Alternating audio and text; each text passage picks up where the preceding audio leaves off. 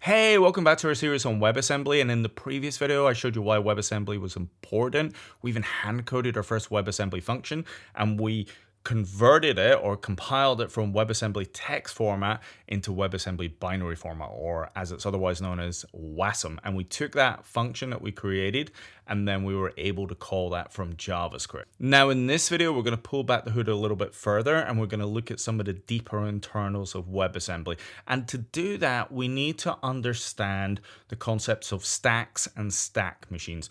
And the reason that that's important is WebAssembly itself, underneath the hood, is a stack machine. Now, if you don't know what a stack or a stack machine is, it's actually a really old computer science concept. It was actually invented back in 1936 by Alan Turing in his original Turing machine. Now, at the time, he didn't call it a stack or a stack machine, but underneath the hood, that's actually what it was. So what is a stack? Well, it's, as the name suggests, it's kind of like a stack of papers, right? It's a data structure which is essentially last in, first out. So I can just pile items up in the stack, and the last item I put on the stack is the first item that I pull out. So let me show with a stack of paper. So here's a piece of paper. So I have a stack of one item, and then what I'm going to do is push another piece of paper onto the stack. So I have two items on my stack. But if I want to take that off the stack, then I can't just go and take the bottom item. I need to take the top item from the stack. And what I would do is pop it off. And now I'm back to having one item on the stack. And then I can push on another item. So I would have two items on the stack. And then I can push on another item.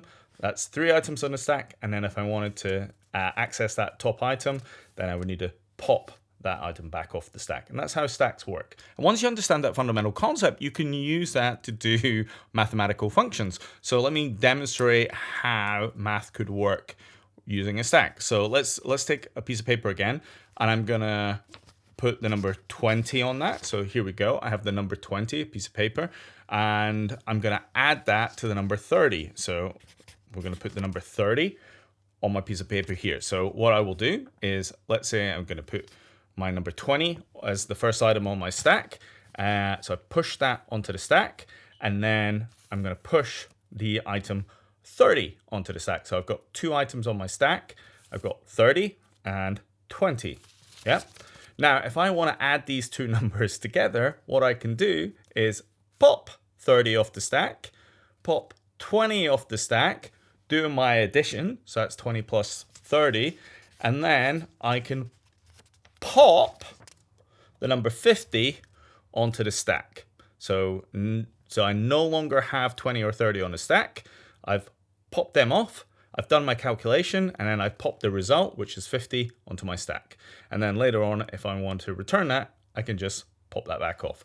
And that is how WebAssembly works. So now that we understand what a stack machine does, rather than us diving straight into WebAssembly, let's sort of simulate the stack machine in JavaScript, and that'll get us a little bit more comfortable, and then we'll start going into our WebAssembly module and start creating something from there. So I'm just going to bring up VS Code for a second. So we'll just create a new JavaScript file. So we'll just call it something like math.js. So I've created that, and then I'm going to go into VS Code. So let me just open up the math.js file that I've just created. And what we're going to do is we'll just create some simple functions, some mathematical functions similar to what we're creating in WebAssembly, but we'll do the JavaScript versions. But this time what we're going to do is use a stack to do the implementation. So let's see what I mean. So the first thing I'm going to do is I'm going to create a function which just returns the number 20. So we'll say function, and we'll call our function return 20. And if I was to do that normally, then what I would do is just do a kind of return 20 there. And then I would do a sort of console.log return 20.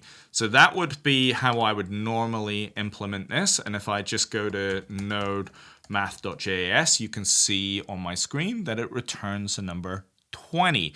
So let's do that as a stack implementation. So the first thing that I would need to do is have a stack. So let me, an easiest way to represent a stack would just be to create an array to do that. So if I call my array stack, And what I will do is just set that to an empty array.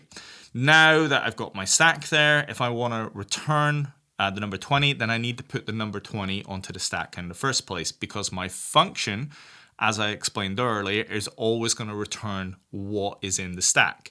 So if I want it to return the number 20, then I need to put the number 20 on the stack. So to do that, I would just do stack.push, and then I push the number 20 on there. So we'll do that. And now what I'm going to do to return it from the function to simulate what my stack does is pop the number 20 from the stack, the last item from the stack, as my return for my function. So I will just do return stack.pop, and therefore that will return the number 20. And then if I just run my node.math.js again, you'll see it returns the number 20. And if I went back to that, I could change this to the number 50 and run that again, and it returns the number 50. So that is the that is essentially how a stack works, but in JavaScript world. And then again, we will go into WebAssembly text format and show how that works in a second. But let's do a couple of more mathematical functions before we do that. So next thing I'm going to do is do an echo function. So let's come back to this. So rather than calling it return 20, we'll call it echo.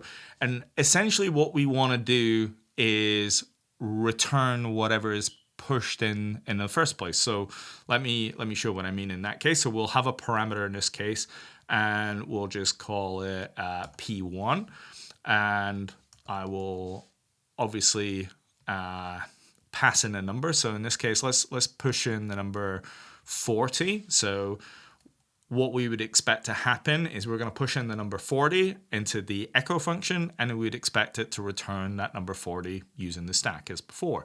And then we log that out to the screen. So I'm going to have my stack as I did before. But now what I want to do is take what parameter that comes in, and then I want to push that onto the stack. So my stack.push will become stack.push P1. So you would expect the number 40 to now appear on the stack. And now I'm just going to pop whatever's in the stack, and therefore it should return the number 40. So if we run node.math.js again, you'll see the number 40 appears. And again, I can change this to whatever value that I want. So run it again, and you see 70 now appears. So now if I want to extend that, and maybe like I did in the previous video where I squared a number, then what I would do in that case is push the item onto the stack twice and do the multiplication. Let's show you what I mean. So if I want to square the number 10, which I would expect to come back as 100, then what I'm going to do, first of all, is I'll change the name from echo to square. So we'll call it square. I'm still passing in one parameter, so we'll call it P1, and I'm going to pass in the number 10. But now what I need to do, because I'm doing a calculation, I need to push the parameter onto the stack twice. So let's do that. So I'm going to do stack.push P1, and then I'm going to do stack.push P1 again. So now I will have a stack which will contain 10. So we'll have two items in there, 10 and 10. Now in order to do the squaring, right, which is a multiplication, then what I would now need to do is pop twice on the multiplication. So what I would essentially do is do a stack.pop, which will push the last item on the stack. And then I'm going to multiply that, it's the operation that I want to perform, by the stack.pop. Yeah. Now, because the function will only return whatever is in the stack, that's my last item, return stack.pop, what I need to do is push the result onto the stack, because I popped off the number 10 twice. Yeah, and now I'm going to do the multiplication, and then essentially I want to push the result back onto the stack. So if I do stack.push, and I'll cover that here, then it's going to push the result of the multiplication of these two popped items. So let's save that, and we'll come back onto my node.math.js, and I should get the number 100 returned, which I do. And of course, I can change the number, so I can put 5 in here, and then run this again, and it should return 25, which it does. So that is how I would square functions. And then if I wanted to do something like addition, I would need multiple parameters. So if I do a square, rather than doing square, if I just do an add, we'll just change the name again. And this time I'm going to pass in 2 parameters, 5 and 10. And I'll need P1 and P2. And then essentially what I'm going to do here is I'm going to push P1 onto the stack, and then I'm going to push P2 onto the stack. And if I want to add these 2 numbers together, then I need to pop both items, but rather than doing a multiplication, I will do an addition. So pop plus pop, and then I'm going to put the result and push it back onto the stack, and then pop the answer. So I should get 15 coming back. So if I run this, node math.js, I can get the answer 15. And again, I can change whatever values I want. So if I do 100, I should get 110 back, which I do. And of course, if I want to do a multiply, I can just change this from an add to calling it a multiply. And then I would just change this from a plus to a multiply. And then you will see 10 multiplied by 100 comes back as 1,000. So that is how stacks work and stack machines work. And this is essentially what is going to occur in our WebAssembly modules. And now that we understand that deeply, let's go back into WebAssembly and WebAssembly text format and recreate those functions. This time, instead of doing it in JavaScript, we're going to create it in WebAssembly text form. Okay, so the first thing I'm going to do is I'm going to have a file called math.wat. So it stands for WebAssembly text format. And what we're going to do is just recreate those functions that we did before, but this time in WebAssembly text format, and then we'll compile them into the WASM modules. Now, again, if you want a full deep dive in all the tools underneath that, if you have a look at my previous video, which will be appearing on the top right-hand corner, then you can kind of deep dive into that. But don't worry, you don't need to see that video if you don't want to. We're just going to take it pretty slow. So the first thing we will do is we will recreate the function which returned 20, that same one that we did in JavaScript. So to do that in WebAssembly text format is I need to create a module, so we'll do that. And I need myself a new function. So in WebAssembly text format, that is called a func. So we'll just type in func, and we need to give it a name. So in this case, we're going to call it return 20. And then we don't have any parameters in this function. Remember, it's just returning the number 20.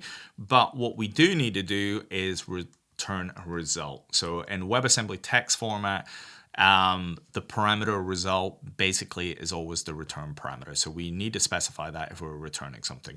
And we also need to put the type. So in this case, it is I32. So as I explained before, when we did the JavaScript version of this, the function is going to return whatever is in the stack. So this function is maintaining a stack. And whatever is in the stack at that point in time is going to be returned, and it will be returned as part of that result. So in order to return the number 20, then what we're going to have to do is put the number 20 onto the stack so that the function can return it. So how we do that is we will do I32 and we will use the const keyword, and then I'm going to put the number 20 there. And all that's going to do is push the number 20, right, which is an IR32, right? So it's an integer, 32-bit integer, and it's the number 20, and it's going to essentially push that onto the stack and then return that. The last thing that I need to be able to do here is I need to export that function, that return 20, so that I can call it from the JavaScript world. So in this case, I will just do an export, and then I will call that return 20. And then I just need to specify the function and the name. So in this case, it's return 20 is the function that I want to return with that name. So that is all we need to do. So I'm going to save that. And now what I'm going to do is take that WAT file and I'm going to convert it to a WASM using the WAT to WASM file. Again, I do a deep dive in my other video, but we will do that on the terminal here. So what I'm going to do now in my terminal is just run the WAT to WASM converter so that I can take that math.wat file that we just created and convert that into the math.wasm file. Now, The WAT to WASM binary is sitting in my wabbit bin folder at the moment. So again, see my other video on how that works. And all we're going to do is pass in the name of the WAT file, which in our case is math.wat. And then we put -o, so that stands for output. So this is going to allow us to specify what the name of the WASM file we want to specify is. So in our case, we're going to call it math.wasm. And then that will generate that file. So it has now created the math.wasm file for us. And of course, if we wanted to look at the WebAssembly that it generated, we could actually run this in verbose mode if we wanted. So if we just took away the -o and put a -v instead, so that's wat to wasm math.wat -v, then it will show you the generated WebAssembly code that's going to run. But before we break that down, what we're going to do is actually run the file and make sure that it works. So if we come back into kind of VS Code for a second, and what we created in the previous video was a way of loading the math.wasm file. So I'll just go through that very quickly so you can see it's a little node.js application, but of course it can run in browser. And again, if you see my previous video, you will see how you can run that in browser, but I'm going to do it for easiness in Node.js just now. So you can see I've got an import fs from fs. So I'm just, I'm going to read my math.wasm file. So you can see I'm doing a kind of synchronous file read. And then I'm instantiating my WebAssembly file. So I'm taking essentially the buffer that I've just created, and then I'm loading that in. I'm doing a little exports there, and then I can just call it here. So rather than doing a math.square, I called it return 20, and then I had no parameters, so I'll just leave that empty. And now if I save that and come back to my terminal, and if I run node.index.js, you will see it returns the number 20. And of course, if I come back into my math.wat, and although the name will be wrong, if I then return the number 50 instead of the number 20, and then just run the wat to wasm again, regenerate my wasm file, and then do a node index.js, you can see it's returning the number 50 now. Okay, cool. So we've got the return 20 function working. So let's now do the same, but this time let's do the echo. So rather than returning a number, we're going to echo whatever parameter we pushed in the first place. So again, let's go back into my VS Code for a second. And this time, let's add another function in here. We'll leave return 20 in there because that's kind of fun. And this time, what we will do is we will call this one echo. For just now, I'll leave that as a constant, and then I will export echo so that it will then work. So now, if I go back into my terminal, and we just run that for a second. So if I just do a node index.js, you see I get an error, right? Which is math.echo is not a function. And the reason it's not a function is because I've not compiled my WebAssembly text format into a WASM module. So if I were to just run my wat to wasm again, so math.wat -o math.wasm, regenerate that, and then I ran my node index.js, you see it's now working again. And actually, that leads us into a kind of fun point, right? Which is if I come back into the math.wat, but let's say I took away this echo. Let's say I didn't do this export for a second. And we'll just regenerate that. And then we run the node index.js, you get that same error, right? Which is math.echo is not a function. So as I said before, the only functions that JavaScript can access, whether it's in browser or via Node.js, is any functions that you've explicitly exported. So let's come back to this, and then we'll re-export that. Okay, so now that we've got our echo function, what we need to do is we need to introduce a parameter because we're going to echo whatever we pass in the first place. So to do that is, as I said, we have got result from previously. So now we need to put in param. And that is essentially WebAssembly text format for parameter. And of course, we need to specify the type. So in this case, it's going to be another 32-bit integer. So we'll just do that, and we'll save that. So what we need to do now is, rather than pushing the number 50 or the number 20 as we did before onto the stack by using the i32.const, what we need to do is access the parameter that's come in. And how we do that is by using the local command.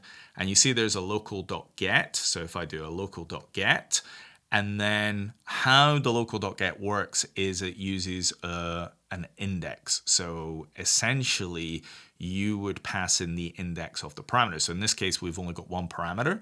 So we would get index 0. And that's going to take that first parameter that comes in. So it'll take that, and then it's going to push it onto the stack. So whatever value we push in, that's going to get pushed onto the stack, because it's going to get that first item there, and then that will get returned. So if I save that, come back to my terminal, and then we run WASM again.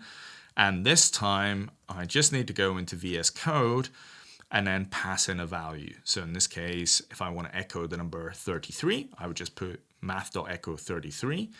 And then if we run our node.index.js, you see 33 is returned. And I can put in any number I want. I can put 133, run it again, and you see it's just echoing whatever number I push in. So now we're starting to get the hang of this. We've echoed out the parameter that we passed in. Now let's do a couple of calculations. So the first one that we're going to do is we're going to do the square function that we did before, right? So we pass in a number, and then it squared it and returned the result. So let's see how that would look in WebAssembly text format. So let's go back into Visual Studio Code. So to do that in WebAssembly text format, I'm just going to take a copy of echo, and I'm going to give this the name square, just like I did before. So, and I want to export that function. So I'm going to export the function square, and I'm going to give it the name square also. And to do that, like we did in JavaScript, in order to square a number, what we're going to have to do is push the number onto the stack twice to do the multiplication. So to do that, where we did the local.get0, that obviously gets us the first item and pushes it onto the stack like we did in the echo. So let's just do that twice. So if I pass in the number 10, for example, into the square function, then here I will get the number 10 from parameter 0, and then it will push that onto the stack. And then because I've ran it twice, it's going to do it again. So the number 10 will be on the stack twice. So I'll have two entries on the stack, both set to the number 10. So now that I've got two items on the stack, what I want to be able to do is multiply those items together. And how I do that with my integer 32 is to call the i32 mul command. And mul obviously stands for multiply. So what it's doing is multiplying two 32-bit integer numbers together. Now, as you can see, I'm not passing any parameters into the mul command. And the reason I don't need to pass any parameters is what it does is it's going to pop two items off of the stack. It's going to expect two numbers on the stack to pop so it can do its multiplication. Good news is I put two items on the stack, which is the parameter that I've passed in, and then it's going to pop those two items, perform the multiplication, and then it's going to push whatever the result is of the multiplication back onto the stack so it can be returned. So in this case, what I would expect to happen is this local.get, if I pass in the number 10, it would pass in the number 10. Then it would take the number 10 again and put it onto the stack once more. So I've got 10 on there twice. This command, i32 mul, is going to pop off that number 10. It's going to pop off that number 10. It's going to multiply them together to make 100. And then it's going to push that 100, that result, back onto the stack, which would then get returned via this result because the last item on the stack is going to be returned by the function. So if I just save that, and then if I run my WASM again, so I've generated a new WASM file, and then if I run my node index.js, but before I do that, I just need to change the command I'm running. So now rather than calling math.echo, I'm going to call math.square. And I will pass in the number 10, so it's nice and easy for us to do the calculation. We'll hit save, and I'll run node index.js. and you'll see it returns the number 100. And of course, I can put any number in here that I want. So I could put in 5. I'll keep the math simple just now, and you'll see it returns 25. But if I want to put some complicated numbers in, if I put in 500, it's going to come back with a big number, and I'm going to assume that that is correct. So that is how I do multiplications. Now, if I want to get even more complicated, like before, I did an addition of two numbers together, and I can do the same thing. So I can grab this, and then I can just copy this again. And this time, rather than calling it square, I'm going to call it add, and we'll put the name add, and put the name add again. And this time I'm going to have two parameters because I'm going to add two numbers together. So we will just put another param in here. So I've got two parameters, both of type integer 32. And now because I'm adding these two numbers together, I'm going to get parameter 0, and then I'm going to get parameter 1. So we'll change this here to local.get1. And then because I want to do an add, I just change this to an add. And it's going to do the same thing. So what's going to happen here is it's going to take the number that is the first parameter here, and then it's going to push that onto the stack. So let's say I have 10 plus 5. It's going to put the number 10 onto the stack here. And then the second command is going to get the next item, the next index, the next parameter from the list. So it's going to have the parameter with the index 1, which is this one here. So if I was adding 10 plus 5, this would be 10 on the stack, and then it's going to push the number 5 on the stack. So I would have 10, then 5. And then I32 is going to expect two items to be on the stack, which there is, 10 and 5. And then it's going to do the calculation, add them together, and then push the result, which would be 15, onto the stack. And then that would be returned by the function. So let's just prove that. So if I run my WASM again, and then if I come back into my index.js, and let's call add rather than square, and then if I do 10 and 5, as we said before, and then I run my node index.js, you see it returns the number 15 as we expect. And of course, we can put any numbers we want in there. So I could put 30 and 25, and then run that again, and it should return 55, which it does. Of course, we've got the add in there, but I can do the same thing as I did before. I could change that to a multiply if I want. So if we take that add, just do a copy. And this time we'll put multiply.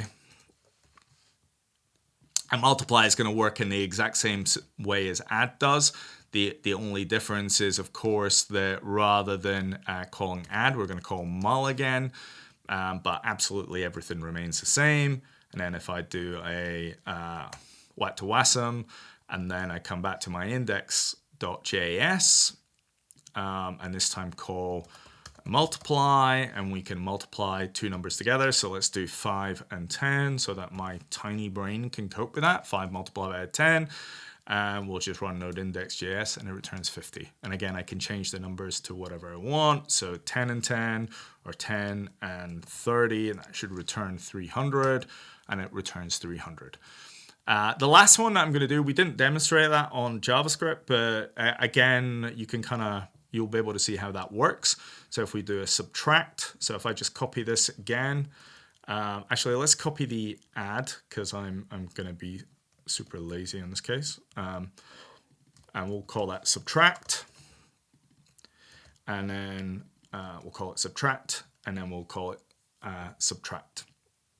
Now the key thing about subtract is going to be, in this case, is going to be the order, right? So that's just something to be aware of, is because subtract is expecting to pop two items off the stack, then the ordering becomes important as well. So let's see what actually happens in this case when we do that. So I'm going to do an i32.sub, which is for subtract, and then we'll pass in two numbers, and then we'll see how it does the subtraction. So let's come back into my index.js.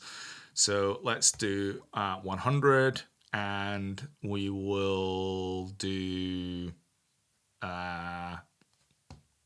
10, right? So let's see what order this this comes in. So I'm just going to compile this, WASM, and then let's go back to my index.js. Yep, I'm going to call subtract rather than multiply.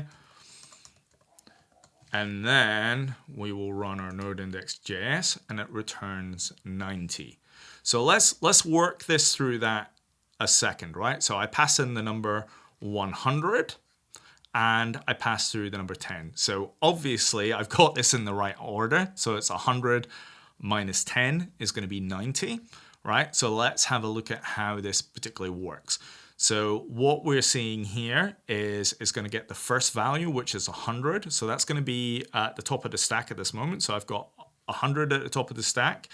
And then it's going to get the next parameter, right? So parameter 1, which in this case is going to be 10, right? So now at this point, 10 is going to be at the top of the stack. So I've got 10 and then I've got 100.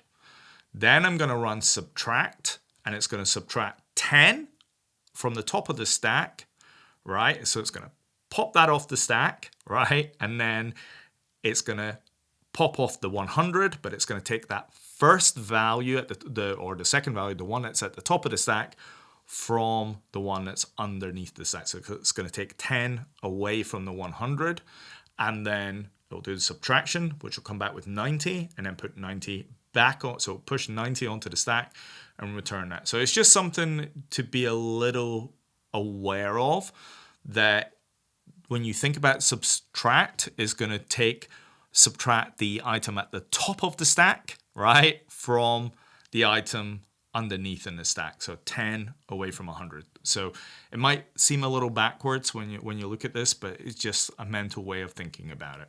Now, obviously, this kind of remembering the index of the parameters, it's fine when you've got one or two parameters, or it's not a big deal. But actually, it gets a little hard to read, right? Which is, you're just like, oh, I've got to remember the index, I've got to count it up. And yeah, it's just probably not a little bit of intuitive. So one of the things that's kind of cool about WebAssembly text format is that you don't need to use the index if you don't want to. One of the things that you can do is give something a name as well. And the way you would do that is just use the dollar like you did with the function name. So you see I gave function a name by going dollar and then giving it a name, so multiply or subtract. And we can do the exact same for parameter names as well. So if I wanted to call this parameter P1, I could just go param $P1 and then put the type, which is I32 here as well. And again, I could do the same sort of thing over here. So I could call that P2, for example. And then that makes it nice and easy. So down here, if I want to, rather than use the index to retrieve the value, then I can just go P1, and then I can do P2. And it will work in the exact same way. So if I just save that, and then I just do my WAT to WASM conversion, and then run node index.js, then it continues to work just as it did before. So I think having that sort of parameter naming makes just things a little bit easier. Anyway, that's the end of this video. I hope it's been super useful for you. Hopefully you get a really deep understanding of what stack machines are, what stacks are, and what the basic calculations at a math level, and it's deepened your understanding of how WebAssembly and WebAssembly text format works. In future videos, we'll look at some of the other primitives. I know we've only looked at 32-bit integers just now, but we'll start to have a look at some of the operations. We'll look at kind of how binary numbers work with WebAssembly, and we'll also have a look at other types such as float, etc. And then, of course, in the future, we'll start to look at memory and other things as well. So anyway, hopefully that's deepened your understanding of WebAssembly a little bit more, and we will chat soon in the next video. Thanks.